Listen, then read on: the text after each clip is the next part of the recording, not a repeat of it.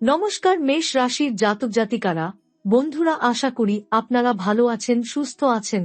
প্রতিদিনের মতো বন্ধুরা, আজকেও আপনাদের জন্য 4 আগস্ট থেকে 16 আগস্ট পর্যন্ত রাশিফল নিয়ে এসেছি। তো চলুন বন্ধুরা, দেখে নেওয়া যাক 1 আগস্ট থেকে 14 আগস্ট পর্যন্ত আপনাদের দিনটি কেমন যেতে চলেছে আর কোন কোন কথাগুলির আপনাকে বিশেষ খেয়াল রাখতে হবে। আপনার জীবনে কি কি পরিবর্তন আসতে চলেছে, আপনি আপনার জীবনে কি কি পেতে চলেছেন, আপনার জন্য উপায় কি থাকবে, চলুন জেনে নেওয়া যাক। এই সময়টি মেষ রাশির জাতক জাতিকাদের জন্য বিশেষভাবে গুরুত্বপূর্ণ, কারণ বৃহস্পতি এই মুহূর্তে আপনাদের ষষ্ঠ থেকে সপ্তম ঘরের সংক্রমণ কালে রয়েছে। বৃহস্পতি যখন এই ধরনের একান্ত সূক্ষ্ম সীমারেখা পার হয়, তখন সে শুধু শারীরিক বা বাহ্যিক জীবনে নয়, বরং মানসিক, আত্মিক ও সম্পর্ক ভিত্তিক স্তরেও নতুন প্রবাহ সৃষ্টি করে। এই সময় জীবনে এমন কিছু ঘটনা ঘটতে পারে যা আপনাকে এক ধরনের পরীক্ষার ভেতর দিয়ে নিয়ে যাবে। তবে এই পরীক্ষা কোনো কষ্টের নাম নয়, বরং এটি হলো অভ্যন্তরীণ প্রস্তুতির পরিণাম, যেন আপনি সামনে আসা সোনালী সম্ভাবনাগুলিকে গ্রহণ করতে পারেন। কিন্তু এই সম্ভাবনার দিকে পা বাড়ানোর আগে এক জরুরি নির্দেশ মানতে হবে: কথা কম বলা। কারণ এই সময়টিতে আপনার বলা প্রতিটি কথা শক্তিশালী হয়ে উঠবে। হয় সেটি আপনাকে সামনে এগিয়ে নিয়ে যাবে, নয়তো নিজের কণ্ঠে আপনি নিজেই জড়িয়ে পড়বেন কোনো অপ্রীতিকর বাঁধনে। তাই এই সময় নিজেকে সংযত রাখা, নিজের পরিকল্পনা নিজের মধ্যে সীমাবদ্ধ রাখা এবং চুপচাপ কাজ করে যাওয়া, এটাই হবে সর্বোত্তম পথ। আগস্টের প্রথম সপ্তাহে আপনি কিছু সিদ্ধান্ত নিতে চাইবেন, হয়তো চাকরি পরিবর্তন, কোনো অর্থনৈতিক সিদ্ধান্ত কিংবা সম্পর্ক নিয়ে এক ধরনের ঘোষণামূলক মনোভাব তৈরি হবে। আপনার মনে হবে, এবার বলেই দিই, বা এই কাজটা করলেই বুঝি সব বদলে যাবে। কিন্তু বাস্তবিক পক্ষে বৃহস্পতি তখনও আর্দ্র নক্ষত্রের প্রভাবাধীন থাকবে, যা চিন্তার ও আবেগের অস্থিরতা তৈরি করে। এই অবস্থায় নেওয়া সিদ্ধান্ত অনেক সময়ই দীর্ঘমেয়াদে ভুল প্রমাণিত হয়। এরপর আসে আগস্টের দ্বিতীয় সপ্তাহ, যেখানে বৃহস্পতি ও শুক্র একত্রে মিথুন রাশিতে এক বিরল যুগল সংযোগ তৈরি করছে। শুক্র প্রেম, রুচি, বিলাসিতা ও সম্পর্কের গ্রহ, আর বৃহস্পতি জ্ঞান, সমৃদ্ধি, নীতি ও ধর্মের গ্রহ। এই দুই বিপরীত শক্তি একত্রে মিলিত হলে যে ক্ষেত্রেই আপনি কাজ করুন না কেন, সেখানে এক ধরনের দ্বৈততা সৃষ্টি হবে। আপনি হয়তো দেখবেন, আপনি যা চান সেটি সহজেই আপনার হাতে চলে আসছে, কিন্তু তা টিকিয়ে রাখার জন্য আপনাকে কৌশলী হতে হবে। এই সময়ে সবচেয়ে গুরুত্বপূর্ণ জ্যোতিষীয় ঘটনাটি ঘটে আগস্টের 13 তারিখে, যখন বৃহস্পতি আর্দ্র ছেড়ে পুনর্বাসু নক্ষত্রে প্রবেশ করবে। এটি কেবল একটি গ্রহগত পরিবর্তন নয়, এটি হল গভীর আত্মপরিচয়ের দিকে যাত্রা। পুনর্বাসু মানেই পুনরাবৃত্তি, অর্থাৎ পুরনো জিনিস নতুন রূপে ফিরে আসা। হয়তো এমন কিছু মানুষ আপনার জীবনে ফিরে আসবে যাদের আপনি হারিয়ে ফেলেছিলেন, অথবা পুরনো কোনো ইচ্ছা যেটি আপনি বহু আগে দমন করেছিলেন, আবার আপনার হৃদয়ে কড়া নাড়বে। এই সময় আপনার জীবনে 3টি বাধা কেটে যাবে। আপনি বুঝে উঠতে পারবেন না ঠিক কখন সেটা ঘটছে, কিন্তু হঠাৎ করে দেখবেন আপনার সামনে যে 3টি পথ আগেই বন্ধ ছিল, এখন সেগুলি খোলামেলা হয়ে উঠেছে। প্রথমত, আর্থিক প্রবাহে গতি আসবে। যেসব স্থগিত প্রকল্প বা আয় বৃদ্ধির পরিকল্পনা আপনি ভেবেছিলেন কিন্তু এগোয়নি, এবার সেগুলি নিজে থেকেই কাজ করতে শুরু করবে। দ্বিতীয়ত, সম্পর্কের জট খুলে যাবে। আপনি যাকে ভুল বুঝেছিলেন বা যে আপনাকে এড়িয়ে চলছিল, তার সঙ্গে আবার স্বাভাবিকতা ফিরে আসবে। তৃতীয়ত, আপনার কর্মজীবনের স্থবিরতা কেটে যাবে, হয়তো নতুন কোনো প্রস্তাব বা নিজের ভেতরে নতুন উদ্যম তৈরি হবে। তবে এই পরিবর্তনের মাঝেও একটি সতর্কবার্তা আপনার জন্য: আপনি যা যা করছেন বা যা যা ভাবছেন, তা কারো সঙ্গে ভাগ করে নেবেন না। কারণ বৃহস্পতি যখন এইভাবে নিজের শক্তির পরাকাষ্ঠায় থাকে, তখন সেই সত্যের দ্বার খুলে দেয়। কিন্তু মানুষ কখনো কখনো প্রস্তুত থাকে না সেই সত্য গ্রহণ করতে। তাই আপনি যদি কিছু আগেভাগে বলে ফেলেন, যেমন কোনো নতুন পরিকল্পনা, কারো সঙ্গে ব্যক্তিগত সম্পর্কের কথা বা ভবিষ্যতের কোনো আর্থিক সিদ্ধান্ত, তা আপনার বিরুদ্ধেও যেতে পারে। মেষ রাশির জন্য এই সময়টা সামাজিক পরিচয়ে এক নতুন উচ্চতা এনে দিতে পারে। আপনি যেখানেই যান, যেভাবেই নিজেকে প্রকাশ করেন, সেখানে এক ধরনের আভিজাত্য এবং আস্থা দেখা যাবে। মানুষ আপনার কথায় গুরুত্ব দেবে। কিন্তু এই সময় অতিরিক্ত আত্মপ্রকাশ আপনাকে ঝুঁকির মুখেও ফেলতে পারে। কারণ উচ্চতা যত বেশি হয়, পতনের ভয়ও তত গভীর হয়। এই সময় আপনি হয়তো অনুভব করবেন সবকিছুই আপনার দিকে ফিরে আসছে, যা আপনি হারিয়েছিলেন তা যেন আবার সামনে এসে দাঁড়াচ্ছে। এই অনুভূতির সঙ্গে যদি আপনি ধৈর্য এবং নীরবতা বজায় রাখতে পারেন, তাহলে আগামী ৩ মাসের মধ্যে আপনার জীবন এমনভাবে বদলাতে শুরু করবে যা আপনি হয়তো দীর্ঘদিন ধরে কল্পনাও করেননি। এই সময় বৃহস্পতি পুনর্বাসুর প্রথম পদে প্রবেশ করছে, আর মাসের শেষে দ্বিতীয় পদে যাবে।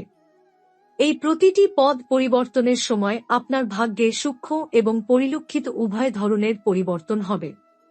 কিছু পরিবর্তন আপনার চোখে ধরা দেবে না, কিন্তু তার প্রভাব আপনি অনুভব করবেন। মনে রাখবেন, বৃহস্পতি শুধুমাত্র ব্যক্তিগত জীবন নয়, সমাজ, শিক্ষা, ধর্ম ও রাজনীতিতেও তার ছায়া ফেলে। তাই আপনি যদি কোনো শিক্ষণীয় পেশার সঙ্গে যুক্ত থাকেন, যেমন শিক্ষকতা, ধর্মীয় কার্য, সাহিত্য বা প্রশাসনিক কাজ, তাহলে এই সময় আপনার সৃজনশীলতা এবং নীতিশক্তি এক নতুন মাত্রা পাবে। এবার আপনাকে যদি এই সময়ের জন্য একটি উপদেশ দেওয়া হয়, তবে তা হবে, মুখ বন্ধ রাখুন। নিজের জীবনের শুভ ঘটনা বা সম্ভাব্য উদ্যোগ কাউকে আগেভাগে বলবেন না। আপনি জানেন না কে আপনার কথা নিয়ে কোথায় যাচ্ছে, কিভাবে তার ব্যাখ্যা দিচ্ছে বা সেটিকে ব্যবহার করছে। এই সময় আপনার কথা যদি ভুলভাবে কারো কানে পৌঁছে যায়, তবে আপনার সম্ভাব্য লাভ ক্ষতিতে পরিণত হতে পারে। এই সময় বৃহস্পতি অবস্থান করছে মিথুন রাশিতে, অর্থাৎ মেষ থেকে গণনা করলে এটি হয় ষষ্ঠ ঘর। ষষ্ঠ ঘরকে জ্যোতিষশাস্ত্রে বলা হয় শত্রু, ঋণ, রোগ ও প্রতিযোগিতার ঘর।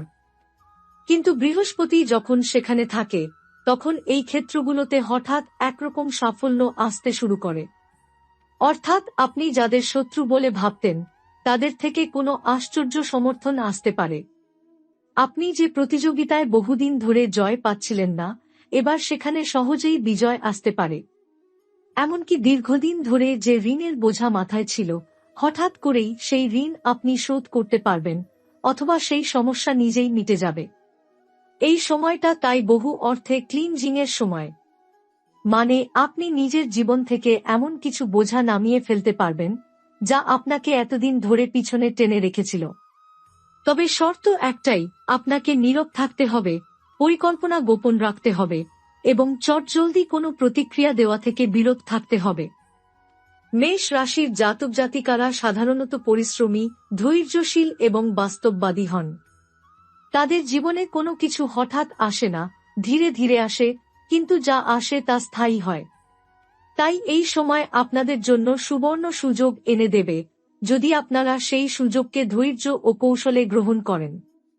এখন আপনি যদি মনে করেন, আমি এতদিন অপেক্ষা করেছি, এবার চারিদিকে বলে দিই যে আমার জীবনে কি কি ঘটতে চলেছে, তবে সেটি হবে মারাত্মক ভুল।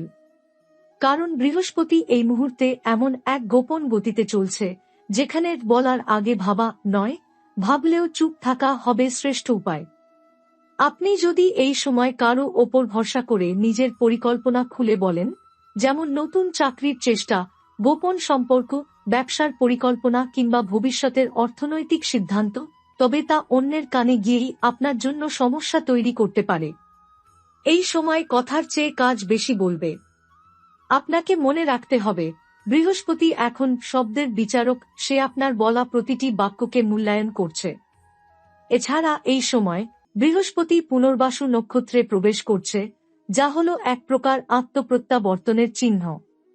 আপনি অনেকেই হয়তো মনে মনে ভাবছেন, আমি আমার পুরনো স্বপ্নটা আবার শুরু করব, অথবা যেটা আমি আগে করতে পারিনি, এখন আবার করব। এই সময় ঠিক সেই কাজের জন্য আদর্শ।